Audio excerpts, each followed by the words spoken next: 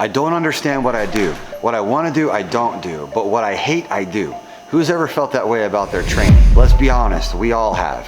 Sometimes we'll throw everything in the kitchen sink at our training, not understanding what we're doing, overwhelmed by the amount of information, and unsure about the path forward. Other times we'll train for grueling amounts of hours, but you end up racking up all these little annoying injuries or several big ones. And then most often people aren't doing anything at all for weeks, months, even decades out of laziness, ego, fear, or whatever else. And then it just goes back to the beginning.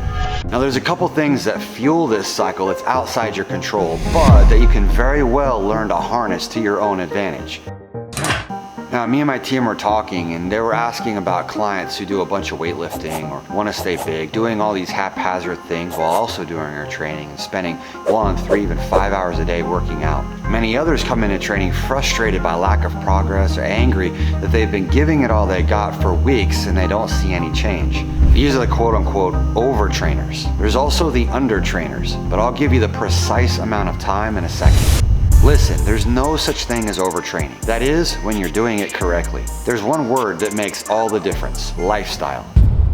You can't make a lifestyle out of a sprint. It just won't work. But that's how many people think about their training. So here's the deal. Millions of people are brainwashed. They're brainwashed about education, about jobs, about money, and about their training. They've been sold all these commercialized 6 to 8 week P9 Cross Athlete Lean Insanity X body products all their life. And then they think they're gonna take all those, add a bunch of bumper plates, and mesh them together for super training for 1, 3, 5 hour blocks of time. That's a recipe for disaster. If it's fun, then by all means go for it. But to me, fitness is a joke.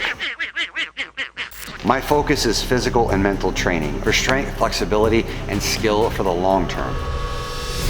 So this is where I was sharing with my team a few things that I think will be really helpful for you. First, I shared that it takes a conversation.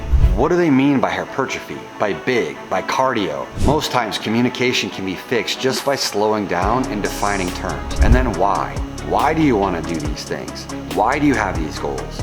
Stopping for a second and actually thinking can be a game changer. When we went to train with a bunch of Cirque du Soleil performers at this gym in Vegas, they trained all day and then performed at night. But their training was hang out, play around, try something else, maybe do a session together, hang out some more, and they were all jacked, more shredded than bodybuilders or CrossFitters. I've done 8 hours a day of training at times too.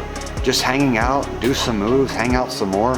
The less time a person has, the more compressed it has to be. Simple as that. Then I shared some actual numbers so that both the overtrainers and undertrainers can understand the true timelines, because they're brainwashed by charlatans. But once you know this, you'll be on a whole new level. Here's the truth. On a physiological level, it takes a minimum of 200 days for flexibility. Flexibility is directly related to strength because it involves range of motion, even more so for power, which involves speed, and all of those components tie directly into skill.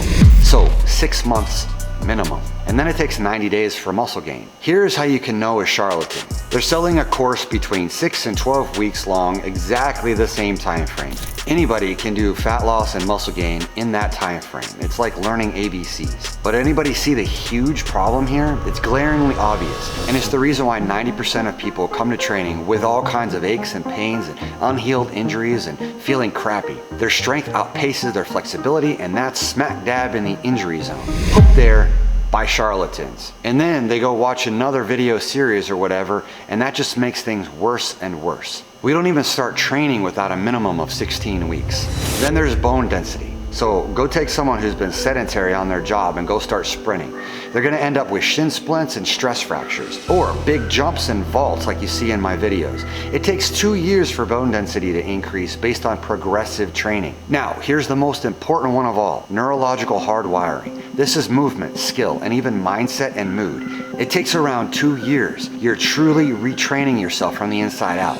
This is skills acquisition, language fluency. Like it took me a few months to get a couple flares, but over a year to really lock it in for life. And then, even if you stop doing it, you get it right back, like riding a bike. Now, this is the absolute most important aspect to this conversation. It's the fact that 99% of people are not training even close to the level they could be. If you want to cut down the timelines, or rather maximize the time you have, it's to put in 5 to 10 times more effort than you think you have in you, but a little each day. It's the pursuit of mastery over the long term. The pursuit is truly what makes the most significant difference. So, bottom line is this: you can train as much as you want, even a couple hours a day or more, or as little as you want, but it's gonna be spread out with bursts dispersed throughout the session, all the way to the other end of the spectrum with super compressed 30 to 90 minute blocks of training. A 90-minute block is what we use at the facility, and 45 minutes is the average for online students. Daily. You don't just sleep once a week, do you? But the crux of the matter is where I started this video. Romans 7. People tend to do the things they shouldn't and not do the things that they should. And that's for a variety of reasons, from pride to ego to embarrassment to laziness to fear or whatever else. But if we can get to the heart of the matter, then everything changes.